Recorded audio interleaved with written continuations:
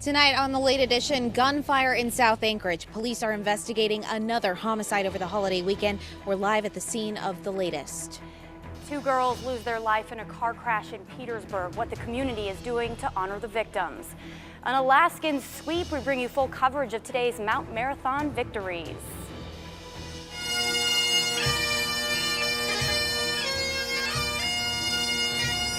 And celebrating America's independence, how locals spent the 4th of July holiday. You're watching KTUU, Channel 2, Anchorage, Alaska's news source.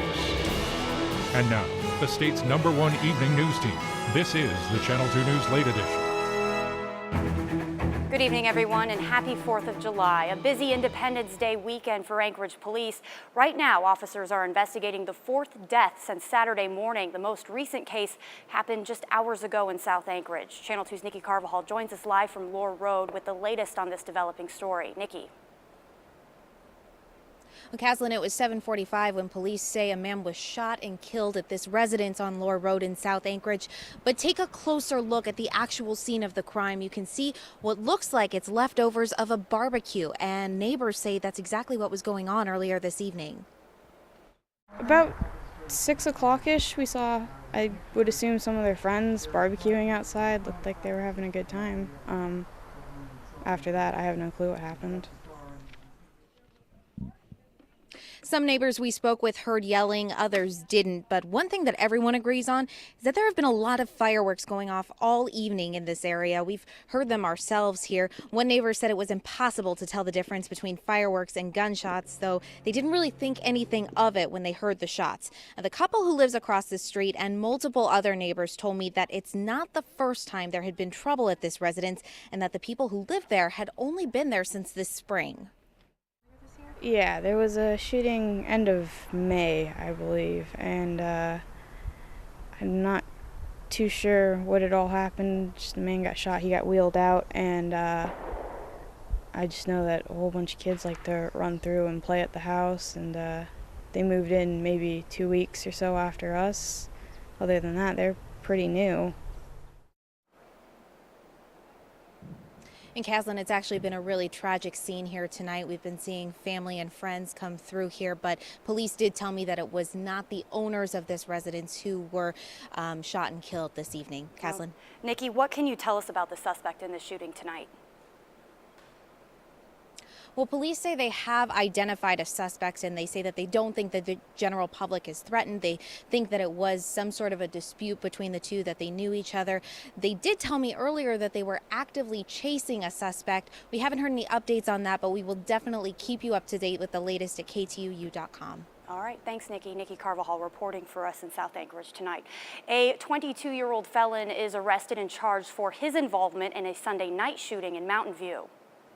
This is State of Alaska versus Reed. Gatdor Reed is charged with misconduct involving a weapon, reckless endangerment, and criminal mischief. Police say he was involved in a shootout between two groups of people just before 10 o'clock last night. The groups each arrived in different cars, and witnesses reported hearing up to 20 shots fired. Authorities say not long after that, two people were admitted to a hospital for non-life-threatening gunshot wounds, but neither would cooperate with police. And Anchorage police have made no arrest in connection to the deaths of two people found on the Ship Creek Trail over the weekend. Around 7:45 Sunday morning, police responded to reports of a man and woman found dead in the area of Vikings Drive and North Post Road. APD says the individuals don't appear to have died from natural causes and are investigating the incident as a crime. Identities have not been released at this time. And the investigation continues in a deadly shooting Saturday evening in Mountain View. It happened around 10:30 on the 3700 block of Richmond Avenue. Police say when they responded, they found a woman dead inside an apartment and a man with life-threatening injuries. He was taken to the hospital and remains in critical condition. No arrests have been made. Police don't believe any suspects are at large. No word on if this was a domestic violence situation. And despite the violence this weekend, many people in Mountain View say they aren't too concerned with the small spike in the crime in their neighborhood. Others aren't so sure. Channel 2 spoke with residents today as they were preparing their 4th of July barbecues. There were still plenty of people out on the streets, but at least one man who was celebrating his first Independence Day in the States says as soon as he heard the news of the shootings, he got worried. Yeah, I was driving in that day and I saw a lot of cops passing by. I was like, what? But I'm not used to it. So I try not to get close to it because I'm pretty scared.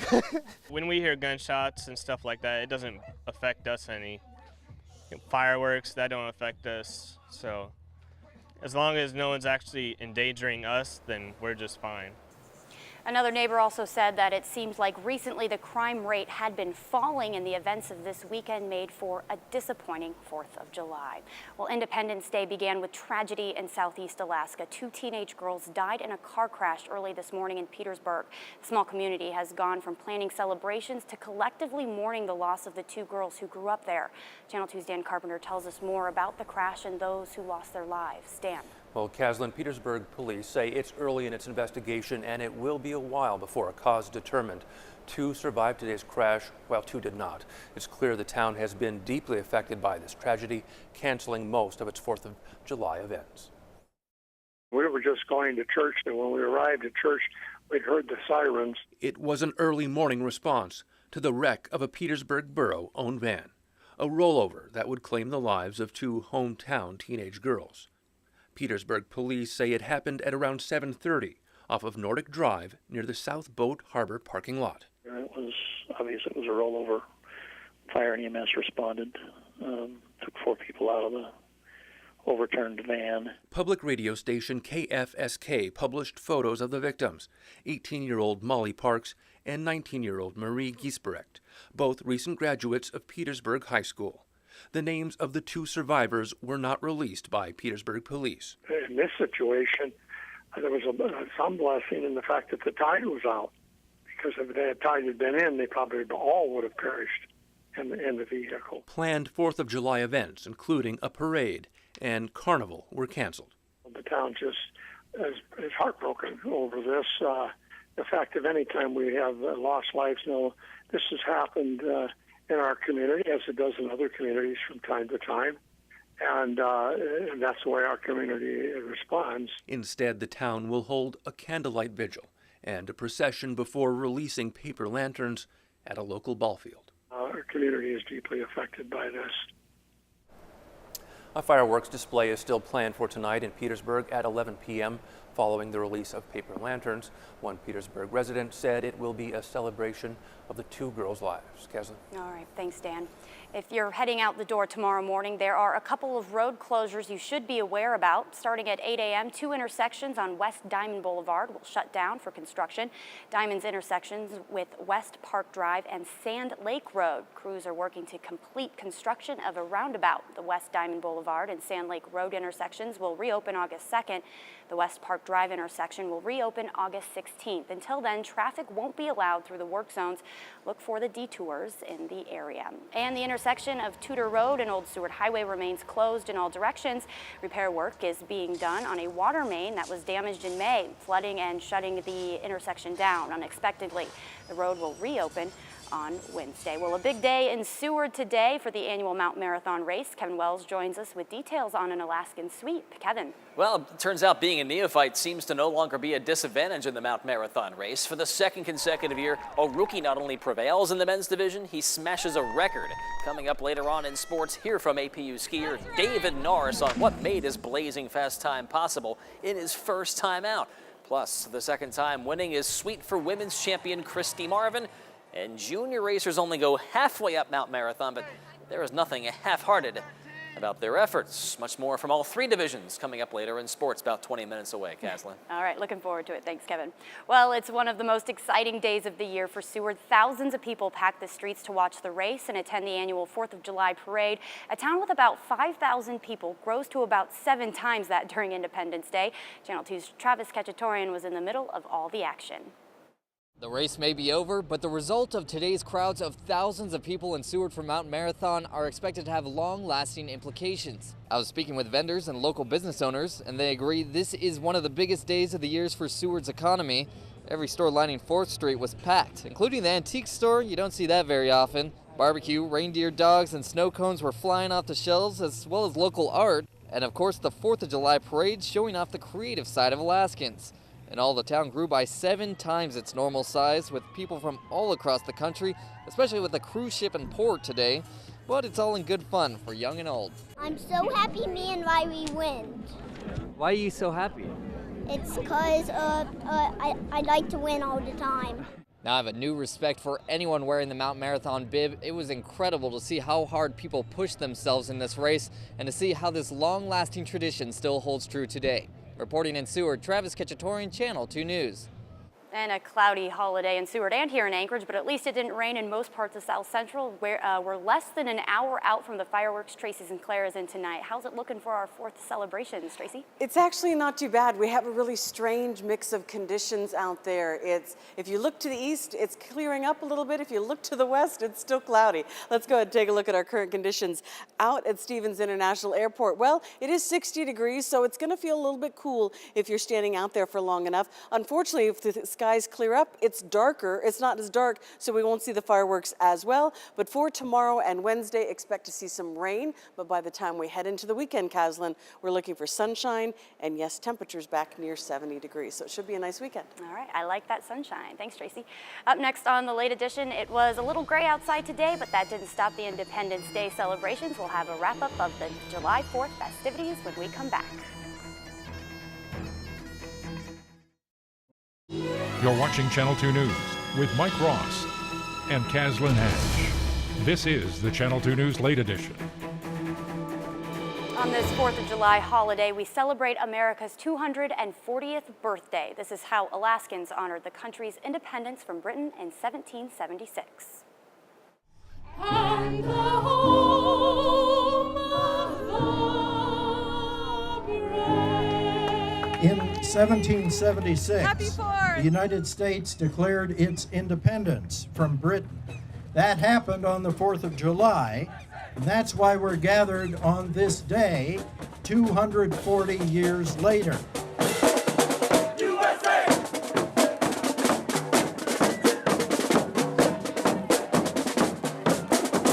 USA! The American dream, keep it alive. Independence Day reminds me of why America exists. It's the day that we declared our independence to become free and sovereign nation. Life, liberty, and the pursuit of happiness. We just have an awful lot of freedoms that many people from around the world don't have. It takes a bunch of people coming together to make it what it is today. America means to me freedom and liberty, but definitely to be an example to the rest of the world. Left, your left, right. The flags of the mighty kings and empires of that day have long since gone, but the stars and stripes remain.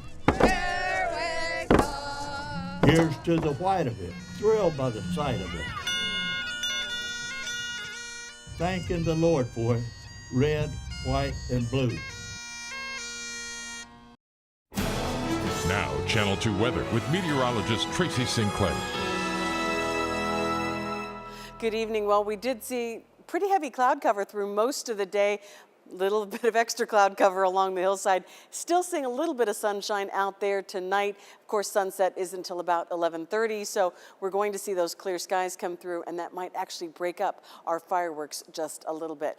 Forecast across the state, still looking for a fair amount of cloud cover for most of Alaska. Had some sunshine today in southeast, but that's going to change. We're seeing some high pressure, though. That's going to build in across the southwest and move into south central, but not for a couple of days. Before that, we've got this rain moving through the southwest area of the state, and it is going to be impacting south central as it kind of swings to the north right now. Really nothing much for south central today, but into the interior, continuing to see those showers, and we still have that flood watch in effect for the area around Denali National Park, and in fact, all this region in green. This flood watch is in effect until tomorrow afternoon. We could see about another 1.5 inches between this afternoon and tonight. Rivers are high, and of course, we've got very saturated ground, so we do run the risk of mudslides and rock slides. So be extra cautious if you're out and about. We've got a couple different low centers across the state. They're going to move out of the way. As I said, we've got some high pressure that builds in. Not before one more system slides in, kind of slips in around it, right into the Gulf of Alaska, and then we'll start to see that clearing coming through. But again, not until later in the week. We get through some rain first. Mostly cloudy to partly sunny skies for interior Alaska. Highs near the low 70s. A little bit cooler across the west coast with some showers into the upper 50s to low 60s. And you can see some lightning and thunder around the Kuskokwim Delta. Interior also looking at some lightning and thunder, particularly in the afternoon, and mostly cloudy skies for southeast. It's rain around south central, developing tonight on the Kenai Peninsula around Homer and Seward. Look for that rain later in the day in the Susitna Valley, but we're looking for rain around Palmer and Wasilla and onto the Kenai Peninsula as well. Expect to see the rain coming through. Now for the Anchorage area, we're not being left out. We are looking for rain tomorrow and a high of only about 61. So definitely going to drop down. We were at 68 today for our high. So going to be a little bit cooler for the next 2 days with that rain sticking around through Wednesday. By Thursday, still a few showers, but Friday, we start to see the sunshine come in. And we look for those temperatures into the low 70s once again, high 60s as we finish off the weekend. But it looks like we're going to hold on to that sunshine and see a nice weekend. Well, let's look at a gorgeous weather picture sent to us from Southwest Alaska. This is a picture of a light pillar. Now, this is an effect created because of the light reflecting off those little crystals in the sky. And that is sent to us by Jojo Prince, of course, in Bethel. And we love to see your pictures. You can send them to us at weatherpics@ktuu.com. Is that not just a gorgeous photo? It is, and you learn something new every day when you watch weather with Tracy. I know. We just got to give you that little bit of information. I know. We're so lucky. And sunshine to look forward to at the end of the week, too. That's right. Hold out for that. All right. All right. Thanks, Tracy. Well, despite it being a holiday, there was no rest for the two leading presidential candidates. Both camps appear close to choosing running mates. We'll have the latest next. And now, from Alaska's sports leader, here's Kevin Wells. If you think the USA has progressed over 240 years, it's worth checking out today's other big birthday boy, Mount Marathon. At 89, Alaska's most famous foot race looks better than ever. Kari Bustamante reports from Seward. One of our state's oldest traditions is back in Alaskan rains once again. Christy Marvin and David Norris claiming this year's Mount Marathon crowns. Norris gained notoriety after his showing at Bird Ridge, but his fate at Mount Marathon was unclear due to the decline.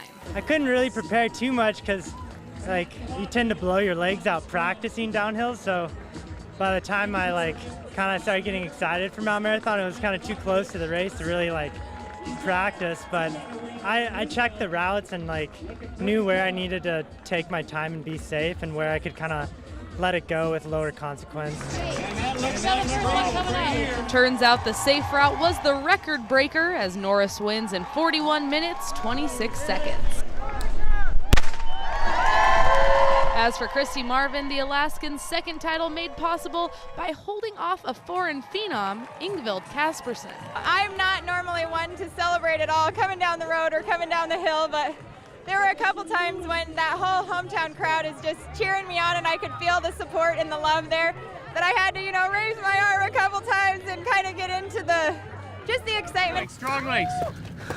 Looking good. Nice mounting. I like it. Marvin's title is her second, but she wasn't the only one to double up today. Luke Jagger defending his junior boys crown with a winning time of 27 minutes, 29 seconds. Definitely a little more pressure, which was a little bit nerve-wracking.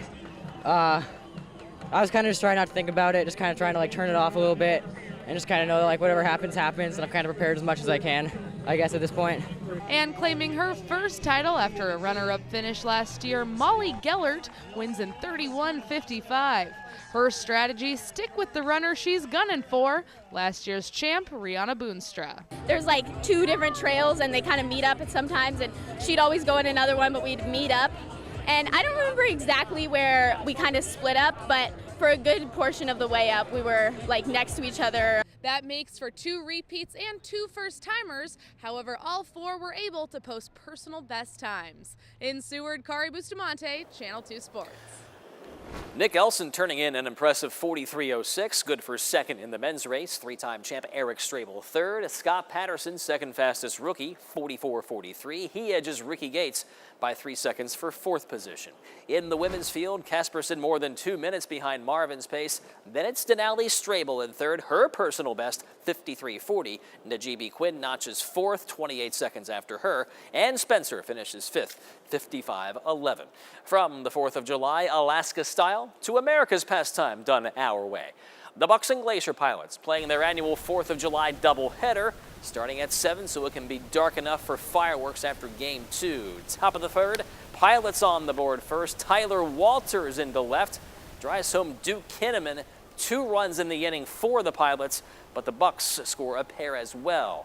Still tied in the 6th, Isaac Feldstein, only 4 hits all summer and 26 at-bats. Wouldn't know it from that stroke. Jack Gerstenmeyer and Nate Eichhoff trot home. Pilots on top again, 4-2.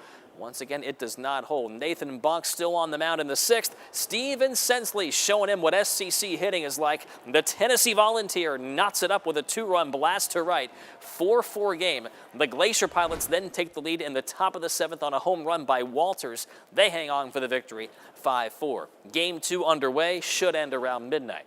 Elsewhere, the Miners rally with 2 in the 8th inning to tie the Oilers. They're now in the top of the 10th. First, LeBron's Miami Heat, and now the concept of fellowship in the NBA leads to the formation of another super team as free agent star Kevin Durant jumps from the Thunder to the Golden State Warriors. Terms of the contract, 2 years, $54.3 million. Durant, a former league MVP, 4-time scoring champion. Golden State, of course, came within a minute of repeating as NBA champions, won a league record 73 regular season games. The Warriors also eliminated Durant and the Thunder en route to the NBA Finals. My head is dizzying over that one. So is the rest of the NBA. Oh no, says everybody. I know it's going to be a very interesting season next year, so we'll look for it. All right, thanks, Kevin. And still ahead on the late edition, it's a tradition, one that might make you never want to look at your food again. Finally, tonight, July 4th wouldn't be complete without a little gluttony. With dog determination, a former champion regains his title as top dog at Nathan's hot dog eating contest. Joey Chestnut relished the chance to take back the mustard belt after a stunning loss last year. His closest competitor couldn't cut the mustard at Nathan's famous at New York City's Coney Island, or even come close to being able to catch up to Chestnut's record-setting 70. That's right, 70 hot dogs and buns. Chestnut down to the nauseating number in 10 minutes. Ugh. Yes, there is a mustard belt. And you know what he said to the runner-up? What? You better catch up. He's taking the place of Mike's puns tonight. I hope Mike's watching. He'd be so proud. That's right. I was going to say, I feel queasy enough just watching the guy eat that stuff. I can't actually imagine. Let's take a quick look at our forecast over the next few days. We're going to see the rain tomorrow and Wednesday, so hold on to that. It doesn't means you don't have to wander your lawn. But then by the weekend, we're looking for decreasing clouds, some sunshine, and temperatures back near 70 degrees. Perfect timing, so we should be good. Just in time for the weekend. Yeah. All right, thanks for joining us on this 4th of July holiday. We'll see you tomorrow. Have a good night, everyone.